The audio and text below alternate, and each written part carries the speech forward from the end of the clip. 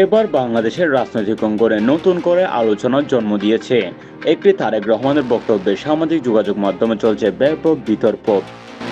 বিভিন্ন সতর্ক রাজনৈতিক আলোচনা বলা হচ্ছে বিএনপির ভারপ্রাপ্ত চেয়ারম্যান তারেক রহমান এক বক্তব্যে ইঙ্গিত করেছেন যে আওয়ামী লীগ যদি ভোট না দিত বা রাজনৈতিক পরিস্থিতি ভিন্ন হতো তাহলে ক্ষমতায় আসতো না বিএনপি, অর্থাৎ আওয়ামী লীগের ভোটের মাধ্যমে বিএনপি ক্ষমতায় এসেছেন। এই মন্তব্য ঘিরে রাজনৈতিক মহলে শুরু হয়েছে মিশ্র প্রতিক্রিয়া। কেউ বলছে এটি বাস্তব রাজনৈতিক প্রেক্ষাপটের একটি বিশ্লেষণ, আর অনেকে মনে করেছেন এটি রাজনৈতিক বার্তার একটি বড় কৌশল বা ভবিষ্যতে নির্বাচনী সমীকরণের প্রভাবিত করতে পারে। অন্যদিকে সামাজিক যোগাযোগ মাধ্যমে বিষয়টি নিয়ে চলছে তুমুল আলোচনা। কেউ কেউ স্বীকারমুক্ত বক্তব্য হিসেবে দেখছেন, আবার কেউ কেউ এটিকে রাজনৈতিক চাপ তৈরির অংশ হিসেবে দেখছেন।